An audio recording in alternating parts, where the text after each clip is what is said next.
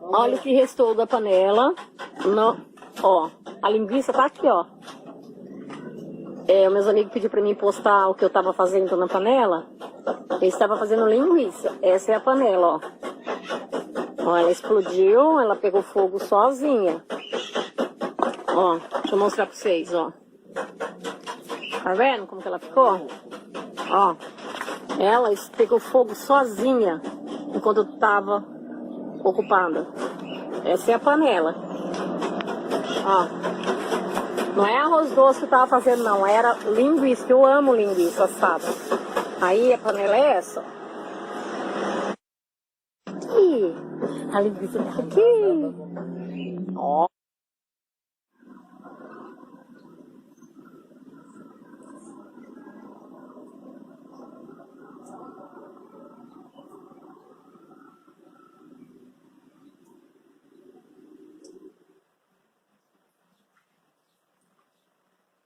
Olá, terráqueos! Nessa videoaula sobre números complexos, nós vamos relacioná-los com a energia elétrica. Por isso que eu trouxe essa imagem aí desse cabo de energia, ou como a gente costuma dizer popularmente, desse fio de energia, ou também desse condutor de energia.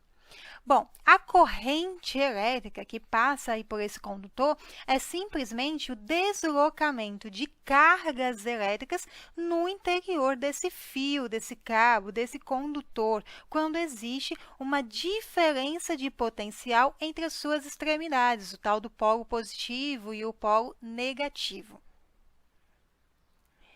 Já a tensão elétrica, ela vai ser basicamente a força necessária para o movimento das cargas elétricas para gerar uma corrente elétrica. É a força que vai jogar o elétron do polo positivo para o polo negativo. Outro conceito bastante importante é a resistência elétrica. Cada material conduz muito ou pouco elétrons. Também depende do comprimento, da largura, da espessura desse cabo, desse fio, desse condutor de eletricidade. Aqui eu trouxe um desenho com a resistência, o fio sendo impressado. Então, existe aí uma resistência para que essas cargas elétricas elas passem com mais dificuldade dentro do fio, dentro do condutor, dentro do cabo.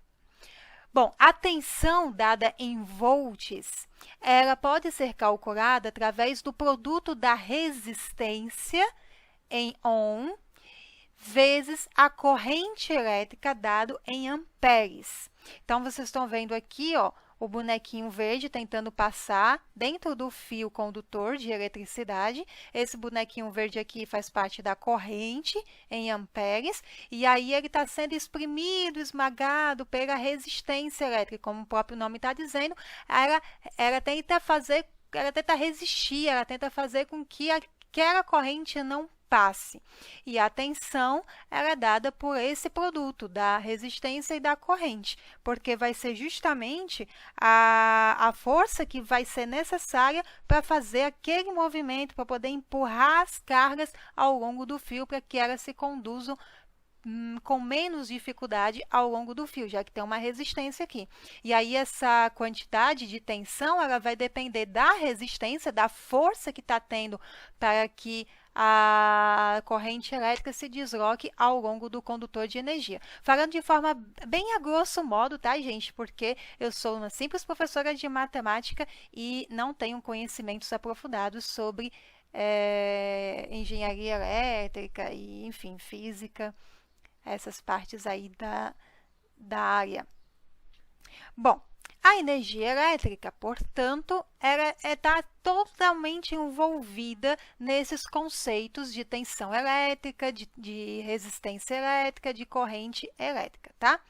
E aí, dependendo de o que você faz na sua casa, dependendo da instalação da sua casa, alguns acidentes domésticos podem acontecer, acidentes graves, até bem perigosos, como curtos-circuitos, enfim. E aí, por exemplo, se você compra um eletrodoméstico que ele exige uma corrente elétrica maior, então você não pode colocar em uma tomada com um adaptador, por exemplo, ou com um fio que tenha uma espessura menor do que o devido, porque você vai ter mais corrente elétrica ali passando, porque ela tem uma potência maior para funcionar, mas o fio é tão espesso que ele acaba aquecendo. E aí, o que acontece? Provoca curto-circuito, provoca derretimento no fio, na tomada, como aconteceu nesse caso aqui dessa fritadeira elétrica. A Camila comprou fazia 2 dias e já começou a achar surpresas, porque só viu que ela deu uma derretida na tomada. Foi o ar que saiu de trás, diz ela. A outra pessoa disse que aconteceu a mesma coisa com ela. A Vivi de Oliveira disse que a tomada da frigideira derreteu e perguntou se com alguém mais aconteceu isso. E aí vai vários depoimentos, várias respostas a essa postagem, dizendo que aconteceu mesmo também, porque usava adaptador, e aí teve que trocar o fio e a tomada para 20 amperes. E não recomendava o uso do adaptador. A Luana também disse, boa tarde, pessoal, ontem deu ruim para mim. Fui fazer uns pedaços de frango na minha fritadeira, coloquei a 200 graus por 20 minutos e a tomada derreteu. A outra, Érica, disse que aconteceu com a mesma coisa com a dela também, tem que usar tomada de 20 amperes. E olha só a fritadeira dessa pessoa, como ficou, gente. A fritadeira elétrica dela. Justamente por essa questão de colocar em uma tomada com amperes menor, com corrente elétrica menor, e aí você tem um fio também mais fino, um condutor mais fino e tem uma potência maior, uma carga maior de elétrons passando por ali, e aí acontece mesmo o derretimento da tomada e, por consequência, o derretimento do aparelho, porque tem um superaquecimento aí. Então, muito cuidado quando vocês forem fazer as instalações elétricas de vocês. Não podem usar condutores, cabos elétricos, fios muito finos, porque depende da potência dos aparelhos que você vai usar naquela tomada. Olha só como ficou a fritadeira dela, uma fritadeira tão cara, elétrica, e aí, ó, desperdiçou, né? Porque não tem como mais usar a fritadeira desse jeito. A Deusa disse que colocou a linguiça para assar na panela, foi para dentro, aí escutou explodir. Correu para ver, já estava em chamas, nem pensou 2 vezes, jogou água para apagar e até agora não entendeu por que de pegar fogo se só tinha apenas 6 gomos de linguiça. É justamente isso, ó. E as linguiças ficaram praticamente cruas aqui, ó, nem tão assadas direito, mas a panela explodiu, pegou fogo. Ela disse que ficou sem entender por conta que tinha pouca linguiça, mas não tem nada a ver com o que você coloca dentro para assar. Na verdade, tem a ver com a potência mesmo do aparelho e daquela espessura do fio que está ali naquela tomada.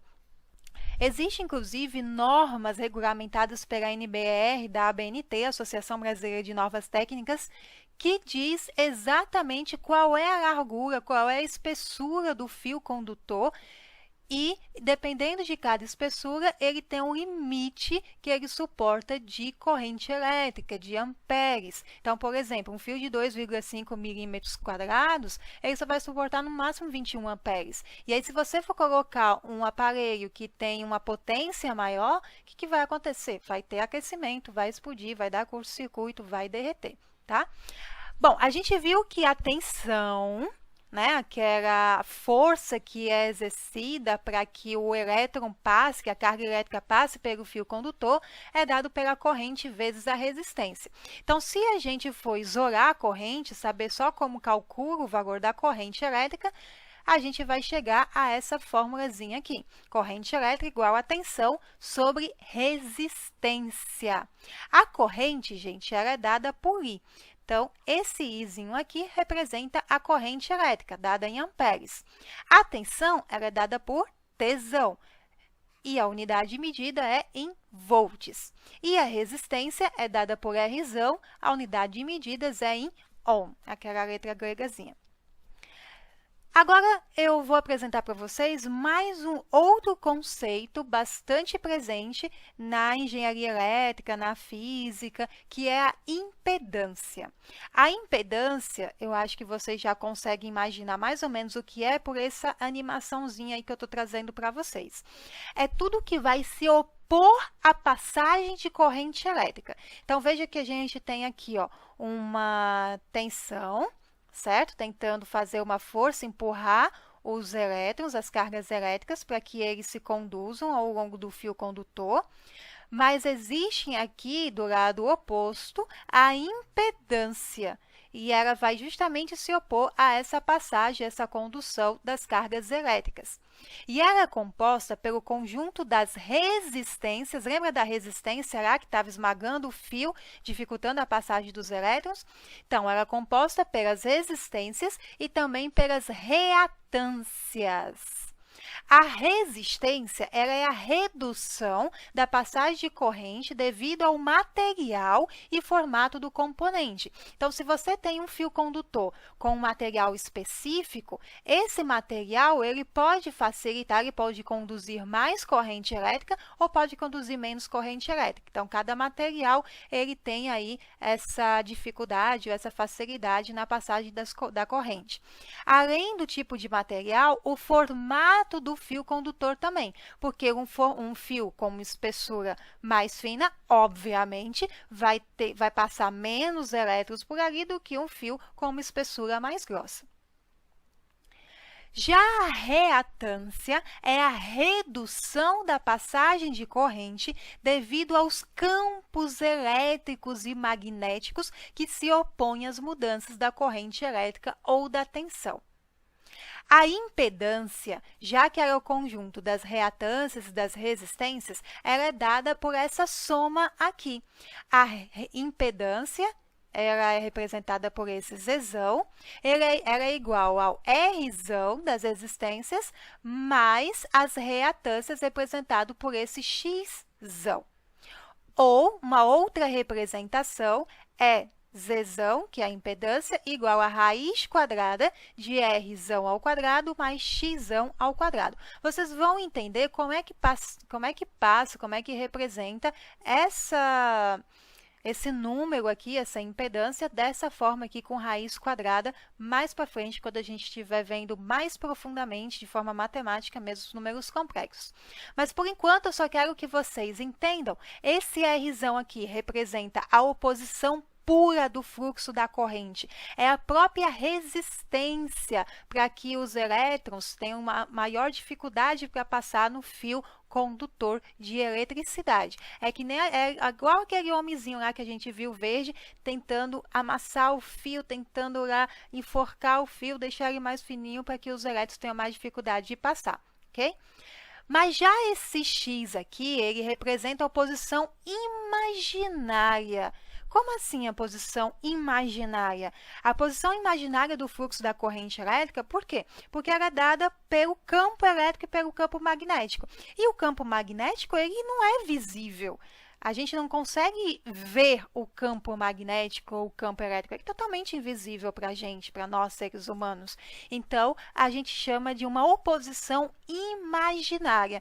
Já a resistência, que aí vai depender do material do fio, que vai depender da espessura do fio, aí é uma coisa que a gente realmente pode controlar, que a gente está vendo, a gente pode modificar, inclusive, essa oposição, ela é chamada de uma oposição pura do fluxo da corrente elétrica.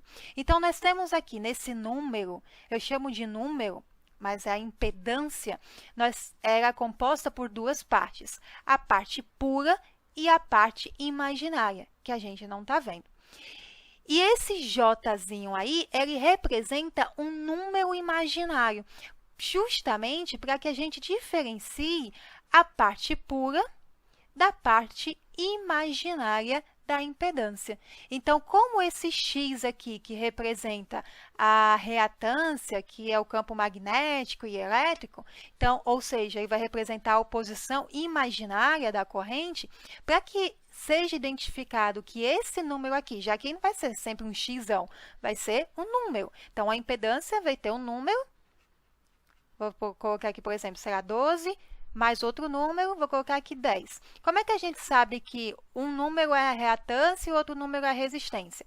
Um número é a parte imaginária e a outra é a parte pura. A gente tem que colocar alguma coisa para identificar. E essa coisa é esse Jzinho aqui, tá? Esse Jzinho aqui representa um número imaginário, para que a gente consiga identificar de forma fácil que esta é a parte imaginária da impedância. Esse número imaginário, ele é exatamente igual à raiz quadrada de menos 1. Oxi, por que raiz quadrada de menos 1? Porque até então, se você está no segundo ano e ainda não viu números complexos, provavelmente, em algum momento da sua vida, você ouviu falar que não existe raiz quadrada de números negativos. Mas, na verdade, a raiz quadrada de números negativos existem sim.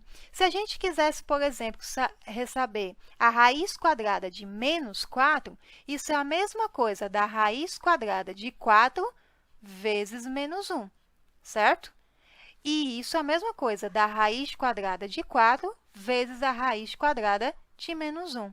Raiz quadrada de 4, a gente sabe que é 2. Raiz quadrada de menos 1 é um número imaginário, que aqui está sendo representado por j, portanto, 2j. Então, a gente pode, sim, resolver a raiz quadrada de um número negativo, como, nesse caso, a raiz quadrada de menos 4, que é exatamente igual a 2j. Beleza? Bom, dito isso, agora nós temos a representação matemática de um número complexo. Números complexos são números que existe uma parte pura, uma parte real e uma parte imaginária. Esse R aí a gente chama da parte real e esse xão é a parte imaginária, que está sendo sempre acompanhada por esse Jzinho. Na física, é representado por J para não confundir com o I da corrente elétrica. Mas, na matemática, normalmente, a parte imaginária, o número imaginário, é representado por I mesmo. É só modifica na física por J para não confundir com a corrente elétrica, que também é representada por I, ok? E o que são esses números complexos? Onde que eles estão localizados? Eles abrangem, gente, os números naturais, os números inteiros, os números racionais, os números irracionais e também os números reais. Ele é o último conjunto numérico estudado no ensino médio. É o único conjunto numérico que a gente vai estudar e que compreende todos os demais conjuntos. Todos os demais conjuntos que você conhecia até esse momento, eles são subconjuntos do conjunto dos números complexos.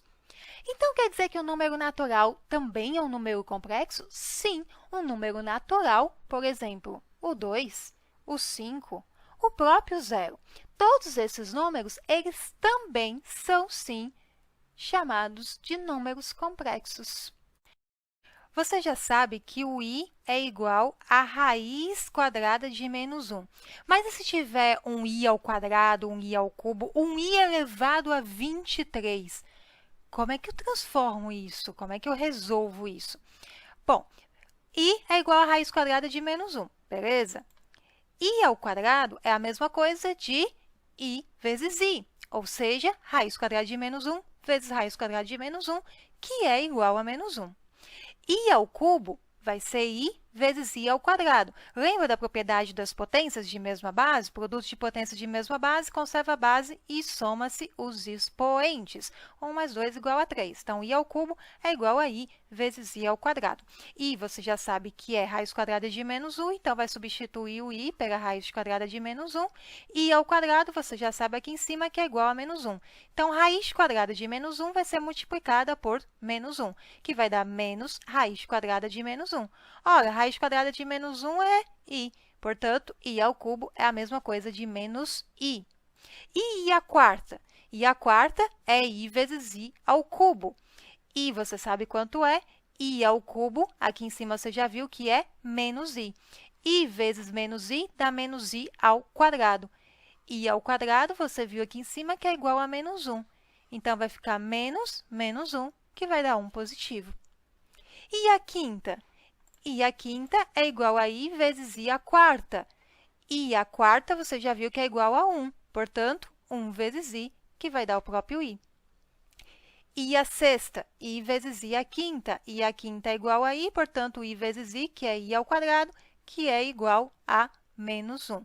E assim sucessivamente. E você deve observar que os valores finais vão se repetir a cada 4 resultados, 4 expoentes na sequência. Veja, i, menos 1, menos i e 1. I, menos 1, menos i e 1. Então, esses 4 valores vão sempre se repetir nessa mesma ordem, nessa mesma sequência. Se eu quiser, portanto, calcular o i elevado a 2020, e agora, o que eu faço? Basta eu descobrir quantos conjuntos de 4 2020 possui. Eu vou dividir 2020 por 4. Quanto é que vai dar isso? Bom, 20 dividido por 4 dá 5. 0 não dá para dividir por 4, abaixo 2, que também não dá para dividir por 4, acrescento 0, depois baixo 0, 20 dividido por 4 dá 5, 5 vezes 4, 20, dá 0, acabou a conta. O que isso quer dizer? Que 2020 dividido por 4 dá 505 grupos de 4 e sobra 0. Portanto, isso me leva a concluir que i elevado a 2020 é exatamente igual a i elevado a 0, que é igual a 1. Todo número elevado a 0 é igual a 1. E se fosse i elevado a 2021? Mesma coisa, eu vou dividir 2021 por 4, isso vai dar 505 e vai sobrar 1. O resto é 1. Então, isso quer dizer que i elevado a 2021 é igual a i elevado a 1, que é i. O resultado final é i. Portanto, tudo o que você tem que fazer é pegar o expoente e dividir por 4. Pode acontecer que o resto seja 0, 1, 2 ou 3. E você sabe quanto é i elevado a 0, i elevado a 1, i ao quadrado e i elevado a 3. Pronto, basta você saber desses 4 valores que eles se repetem nessa mesma ordem, nessa mesma sequência. Belezinha? Como é que eu represento um número complexo num plano cartesiano? Bom, nesse caso, o eixo x, ele representa a parte real desse número complexo. O eixo y representa a parte imaginária desse número complexo. Então, se eu tenho um número z igual a a mais bi, eu tenho uma representação do a na parte real e o b na parte imaginária. Nesse exemplo aqui, desse número complexo, eu tenho 3 mais 2i. Então, 3 é a parte real e 2 é a parte imaginária do número complexo. Pronto, esse ponto aqui é exatamente a representação gráfica deste número complexo, beleza? E se eu for representar, ó, esse outro aqui, o ponto está só no 1. O par ordenado aqui é 1 no x e 0 no y. O que isso significa? Que a parte real é 1 e a parte imaginária é 0. Então, aqui o número complexo é simplesmente z igual a 1, que também é um número natural, que também é um número inteiro, que também é um número real. Então, aqui eu tenho um exemplo de número complexo que só tem a parte real. E esse outro ponto aqui? E agora? Que número complexo é esse? Veja que agora ele está somente na parte imaginária. Esse ponto aqui representa o par ordenado, onde x é 0 e y é menos 2. Ou, em outras palavras, a parte real é 0 e a parte imaginária é menos 2. Então, esse número complexo aqui vai ser 0 na parte real e menos 2 na parte imaginária. Portanto, menos 2i. Beleza? Lembre-se que a gente sempre coloca o i para identificar que nós estamos falando aqui de parte imaginária. Aqui não tem i porque é só a parte real. E esse outro exemplo, que número complexo seria esse? E aí? Menos 3 na parte imaginária, menos 4 na parte real. Já sacou qual é esse número? Esse número complexo é menos 4, parte real, menos 3, parte imaginária, e acompanhado do i para identificar que essa é a parte imaginária. Bom, quando você só tem a parte imaginária, esse número complexo é chamado de imaginário puro. E se você só tem a parte real, a gente chama de parte real, beleza? Número complexo real. Bom, e aí, dito isso, generalizando, sempre que você tiver um número complexo, você pode representá-lo no plano cartesiano, onde o eixo horizontal ele é a parte real e o eixo imaginário é sempre, aliás, o eixo y, o eixo vertical, é sempre a parte imaginária. Esse ponto a gente chama de afixo de z, afixo do número complexo. Nada mais é do que a representação gráfica no plano cartesiano. Óbvio, né? Essa representação gráfica vai ser no plano cartesiano, tá? Bem, mas a gente também pode, inclusive, calcular o módulo desse número complexo. Vocês lembram o que é módulo? No primeiro ano do ensino médio, provavelmente, vocês aprenderam que o módulo de um número é a distância deste número até a sua origem, que é o zero na reta real, tanto para negativo quanto para positivo. Então, o tanto de distância que aquele número está do zero é exatamente o valor desse módulo. Então, se eu quero saber o módulo de menos 5, por exemplo, ele é igual a 5. Por quê? Porque a distância de menos 5 até o zero são de 5 unidades. Passa por menos 4, menos 3, menos 2, menos 1, até chegar no zero. Ou seja, ele pulou 1, 2, 3, 4, 5 unidades inteiras até chegar no zero. Por isso que o módulo de menos 5 é 5. Assim como o módulo de 5 também é 5, porque do 5 positivo até chegar no zero, passa pelo 4, 3, 2, 1. Ele também pula 1, 2, 3, 4, 5 unidades até chegar na origem zero. Beleza? Isso é o que significa módulo. Eu só fiz uma breve revisão aqui para vocês entenderem como calcula o módulo de um número complexo. O que a gente vai fazer é calcular a distância desse afixo de z, afixo do número complexo, até a origem do plano cartesiano. Ok, mas como é que eu faço isso? Como é que eu acho, então, essa distância, o módulo de z, o módulo do número complexo? Ora, isso aqui, não lembra vocês alguma coisa, essa representação? Ó?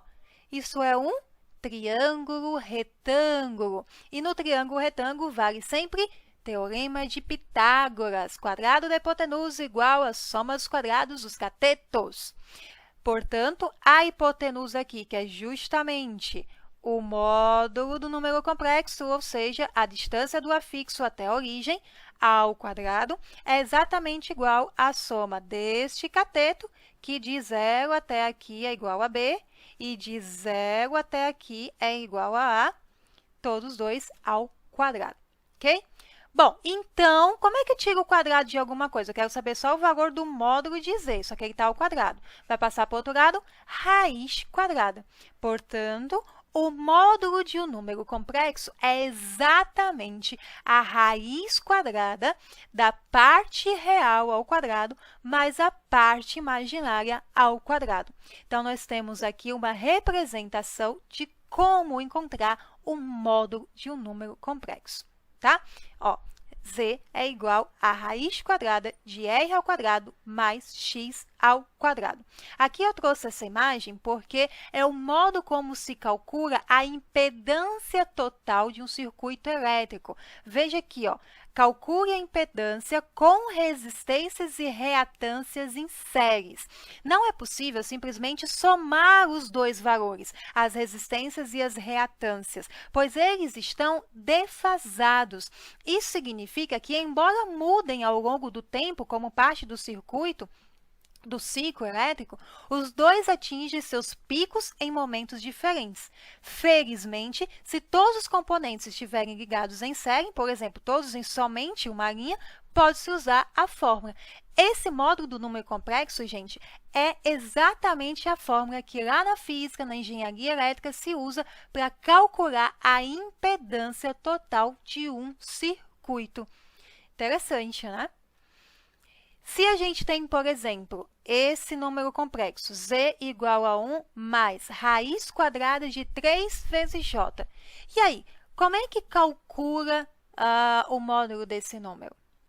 O módulo desse número vai ser 2. Por que vai ser 2? Vamos fazer aqui.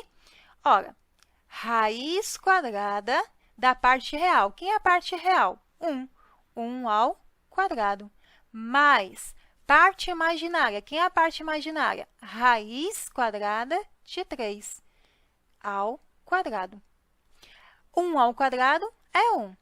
Raiz quadrada de 3 ao quadrado vai dar só 3. Então, no final das contas, a gente vai ficar com raiz quadrada de 4, que é exatamente 2. Portanto, a gente calculou o módulo desse número complexo, que também vai dar a impedância total do circuito elétrico. Eu fechei em alguma coisa aqui, pronto, voltou ao normal.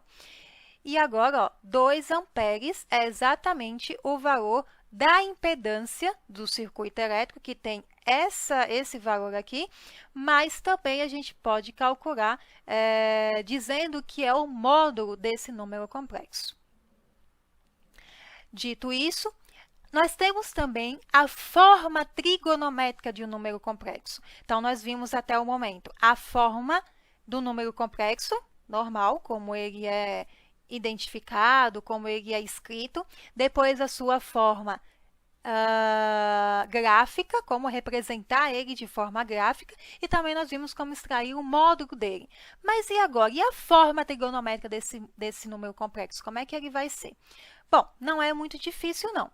Vamos aqui, ó, tomar esse ângulo aqui como exemplo. Vou chamar esse ângulo de alfa, tá? E nós sabemos de videoaulas anteriores sobre trigonometria que o seno de um ângulo é igual ao cateto oposto pela hipotenusa. Cateto oposto aqui mede B. Hipotenusa mede módulo de Z. Portanto, o seno do ângulo é igual a B sobre o módulo de Z. Se a gente isolar o B aqui, que é a parte imaginária desse número complexo, vai ser exatamente igual ao produto do seno de alfa vezes o módulo de Z. E, por fim, o cosseno de alfa, que a gente também já viu em videoaulas anteriores, que é o cateto adjacente sobre a hipotenusa, vai ser igual a A sobre o módulo de Z. E aí, quando a gente isola o A, que é a parte real desse número complexo, nós temos A igual ao cosseno de alfa vezes Z, ok? E aí, a gente já tem a fórmula trigonométrica do número complexo. O Z, a gente viu que era o Z mesmo? Z era igual a raiz, o módulo de Z, né? Era igual a raiz quadrada de quê? De A ao quadrado mais B ao quadrado. E a gente viu também que Z é igual a A mais B vezes I. Esse I aqui é a parte imaginária. O A gente já viu que é cosseno de alfa vezes Z. O B é seno de alfa vezes Z. Então, a gente só vai substituir. Deixa eu apagar aqui. Z é igual a A. Quem é A? Cosseno de alfa vezes o módulo de Z, mais B. Quem é B? Seno de alfa vezes o módulo de Z, vezes o I, que é a parte imaginária. Vou colocar o módulo de Z em evidência, portanto, Z é igual ao módulo de Z vezes cosseno de alfa mais seno de alfa vezes I. Isso daqui é exatamente a forma trigonométrica de um número complexo. Eu só substituí o A e o B do número complexo inicialmente, como ele é inicialmente escrito. Belezinha? Bom, e agora? Como é que a gente faz operações? Eu já sei como faz a forma gráfica do número complexo, eu já sei como tiro o módulo dele, eu já sei a forma trigonométrica, mas como operar com esses números complexos? Como é que somo dois números complexos? Se o número complexo é uma impedância, como é que eu somaria duas impedâncias de um circuito elétrico? Ou subtraía ou multiplicaria? Bom, as operações, elas são relativamente simples. Para somar números complexos, eu devo somar parte real com parte real e parte imaginária com parte imaginária. Por exemplo, essas luzinhas aqui de Natal, que a gente costuma sempre colocar. Esse circuito dessas luzes de Natal, elas são em série. Na verdade, existem nas luzes de árvore de Natal, sempre existia, né, pelo menos, esses circuitos em série. E o que acontecia normalmente? As lâmpadas, quando uma queimava, não estava funcionando, e aí o que acontecia? Todas as outras paravam de funcionar. É um circuito muito mais barato. Mas o problema é esse, que quando queima uma luzinha, nenhuma outra acende. Aí eu lembro que minha mãe ficava testando. Então, ela pegava, vinha sempre umas luzinhas extras na caixinha das luzinhas de Natal. Então, a gente tinha que tirar uma por uma e colocar a luzinha extra que a gente sabia que tinha vindo boa, para ver qual delas estava pifada, para ver se acendia a árvore de Natal novamente. Por isso que vinham essas luzes extras para ficar testando uma por uma. Hoje, acaba que não é exatamente uma lâmpada por cada circuito, uma lâmpada em paralelo com outra, mas não queima tudo, queima só um ramo. Na caixinha são ligados vários ramos. Não sei se vocês já se depararam com essa situação de uma lâmpada queimar, mas a maioria dos circuitos elétricos das luzinhas de Natal hoje em dia, elas estão ligadas em ramos. E aí, se queima uma luzinha, só vai queimar um ramo, não vai queimar, vai deixar de acender apenas um ramo daquele monte de luzinhas. Então, uma só queimou, mas pelo menos a gente precisa testar uma por uma de 100 luzinhas, de 200 luzinhas. A gente só testa aquele ramo com 10 luzinhas, por exemplo. Bom, mas vamos imaginar aqui em dois circuitos em séries. Então, hoje em dia, essas luzinhas de Natal, elas vão ter vários circuitos diferentes. E aí, tem dois circuitos em séries e tem esses resistores, um de 20 amperes e outro de 60 amperes mais 120 vezes J amperes. Lembrando que J faz o mesmo papel do I, que é a parte imaginária. A pergunta é, qual é a impedância total desse sistema? Como é que descobre a impedância total? Ora, é só a gente somar parte real com parte real e parte imaginária com parte imaginária. Aqui nós temos duas partes reais, 60 mais 20 dá 80. 80 ohm. E parte imaginária, a gente só tem uma, que é 120 ohm. Não tem a parte imaginária que desceu do circuito, é zero. Portanto, 120 J o ohm vai ser a parte imaginária. E a impedância total vai ser tudo isso daqui, 80 mais 120 J. Essa daqui é o valor da impedância total da soma desses dois circuitos, desses dois resistores. Então, basicamente, para que eu some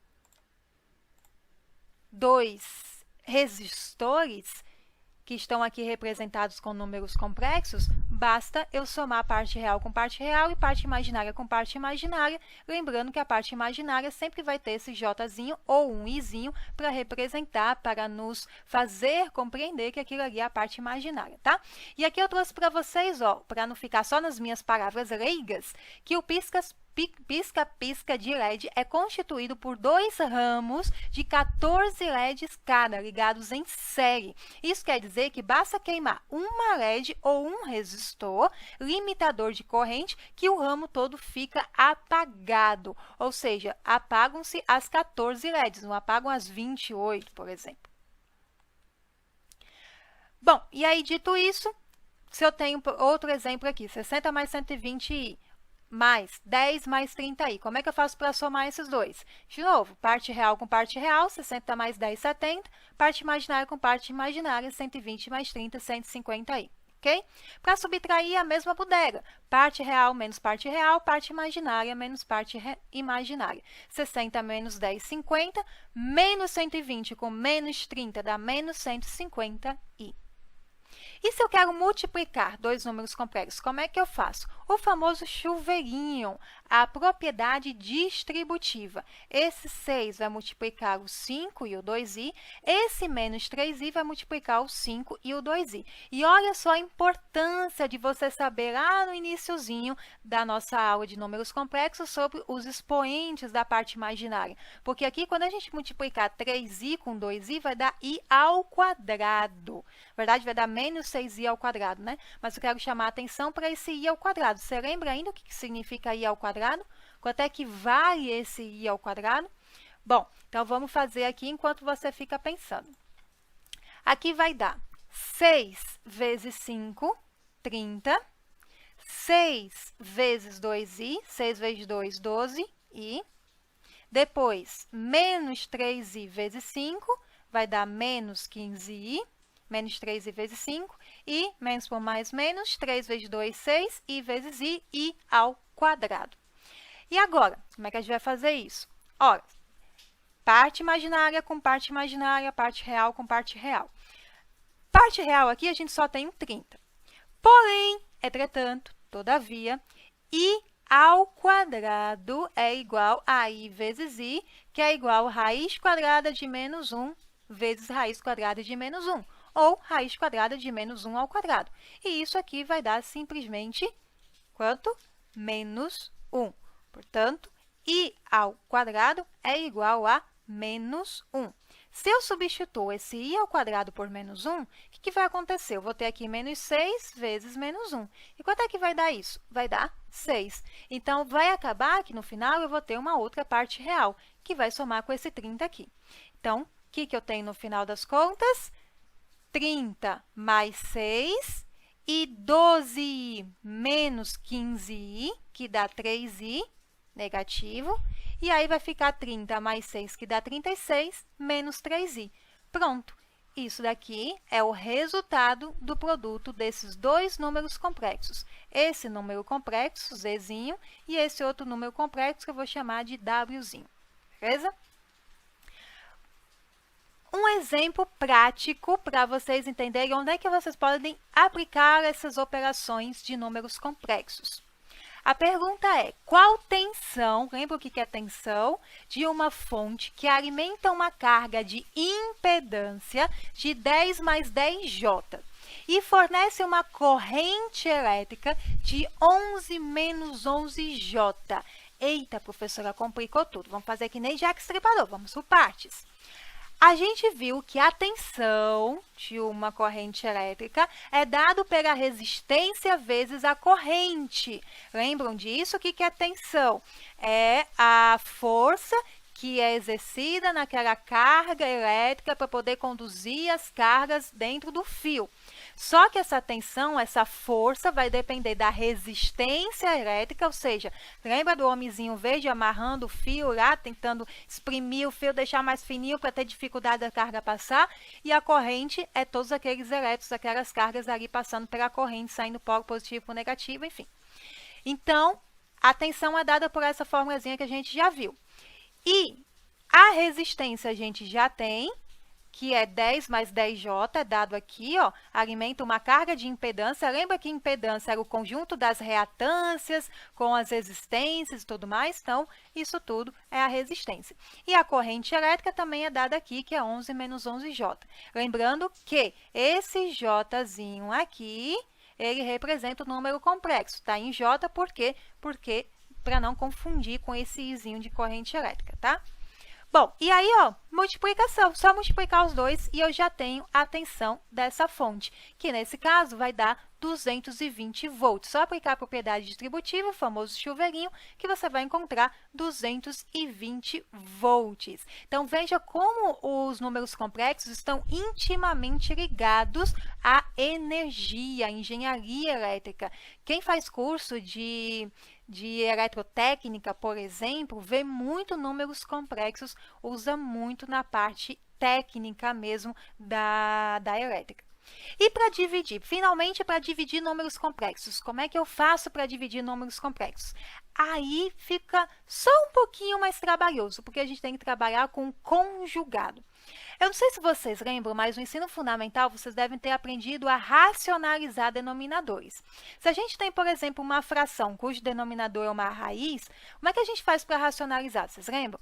Tem que dividir por essa raiz, né, em cima, embaixo, para não alterar a fração. Dividir não, multiplicar, desculpa, em cima, embaixo, e aí eu consigo tirar essa raiz quadrada aqui desse denominador.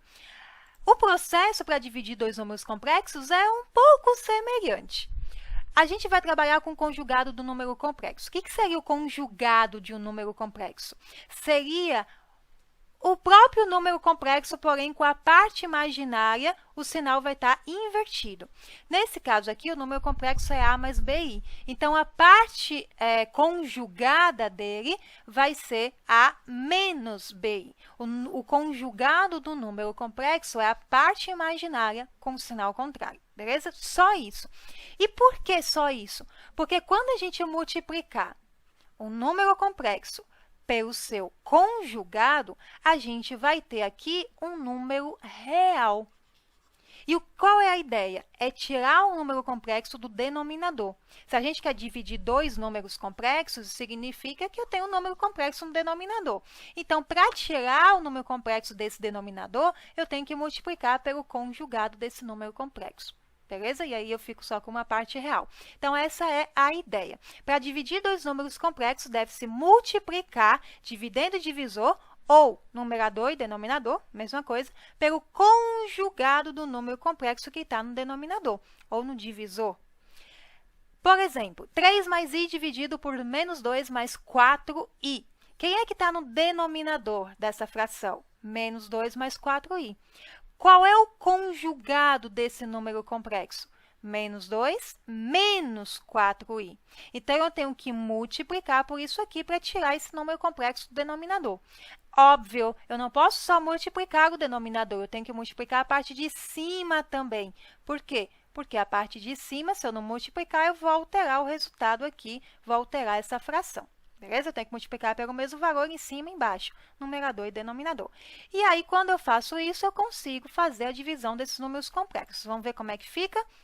Vou multiplicar pelo conjugado do número complexo que está no denominador, aplico a propriedade distributiva, a mesma da multiplicação de dois números complexos, e eu vou chegar a menos 14i, menos 2 em cima e 20 embaixo. Veja a importância de se multiplicar pelo conjugado, porque, ó, 4i vezes menos 4i, esse i com esse i vai dar i ao quadrado. E i ao quadrado a gente sabe que é menos 1. Por isso que a gente só altera o sinal da parte imaginária, tá? Só para vocês entenderem por que isso funciona desse jeito.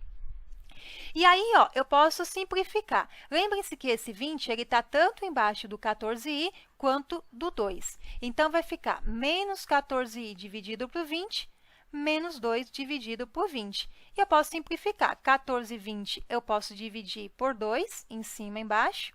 Vai dar 7i sobre 10. E 2 e 20 eu também posso dividir por 2, em cima e embaixo. Vai ficar 1 sobre 10.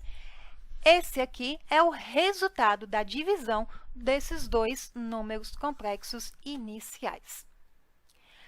Outro exemplo para vocês entenderem mais um pouco da aplicação dos números complexos, da importância dele na energia elétrica. Nessa questão, diz que um gerador tem tensão de 220 volts e alimenta um resistor de resistência elétrica igual a 20 ohm. E o indutor de indutância ligadas em série. A reatância indutiva é de 18,85 ohm. Então, qual é a impedância e a corrente total do circuito? Não faço a mínima menor ideia. Vamos lá. O primeiro número complexo que a gente vai ter aí é 20 mais 18,85. Por quê? Porque 20 é a resistência elétrica, 18,85 é a reatância indutiva. um pouquinho anterior, nessa mesma videoaula, a gente viu que a impedância ela é dada pelas resistências mais as reatâncias. E a gente viu que as reatâncias é aquela oposição de campo elétrico, campo magnético, que é invisível a nós, seres humanos. Então, por isso é a parte imaginária da impedância e por isso a gente acrescenta aqui o J da parte imaginária, do número imaginário. A resistência, a gente tem que é 20 e a parte imaginária 18,85, beleza? Então, gerou esse número complexo aqui. Outra informação que a gente tem é o... Bom, aqui eu calculei, né, o módulo de Z. Vocês lembram como calcula o módulo de Z? O módulo de Z é igual a raiz quadrada de A ao quadrado mais B ao quadrado. Ou seja, raiz quadrada de 20 ao quadrado mais 18,85 ao quadrado. Então, isso deu 27,48 ohms. Beleza até aí? Isso daqui vai ser colocado na fórmula para achar a corrente elétrica, porque é isso que ele está perguntando, ó. Qual é a corrente total do circuito? Na verdade, são duas perguntas. Qual é a impedância? Aí a gente viu que a impedância, a forma para calcular a impedância é através do módulo do número complexo, e a corrente elétrica do circuito. A corrente elétrica é dada pela tensão dividido pela impedância. A tensão, a questão dá que é 220 volts e a impedância é 27,48 ohm. Divide 1 por 8, um por outro, dá 8,01 amperes. Isso é o valor da corrente elétrica. Professora, por que danado eu preciso saber disso? Bom, você precisa saber disso para você não provocar um curto-circuito na sua residência, para quando você for fazer uma instalação elétrica na sua casa, você não for comprar os fios mais fininhos, achando que são mais baratos, então por isso que é melhor comprar eles e achar que isso não vai ter problema nenhum na sua instalação elétrica. Para você não ficar usando uma fritadeira elétrica que você comprou caríssima, numa tomada com corrente diferente. Então, todas essas informações, gente, são muito importantes para, no final das contas, vocês não tacarem fogo na casa de vocês e morrerem carbonizados. Essa foi a nossa aula de números complexos aplicados na eletricidade, porém, os números complexos eles são vistos em várias outras áreas do conhecimento também. Vocês vão ver números complexos não só na física e na engenharia elétrica, mas também na engenharia aeronáutica, na aerodinâmica dos aviões, na computação gráfica, nos fractais, enfim, vocês vão ver números complexos em várias outras áreas do conhecimento. Qualquer dúvida que vocês tiverem, qualquer questão, reclamação ou sugestão dessa aula, coloca aí nos comentários, tá?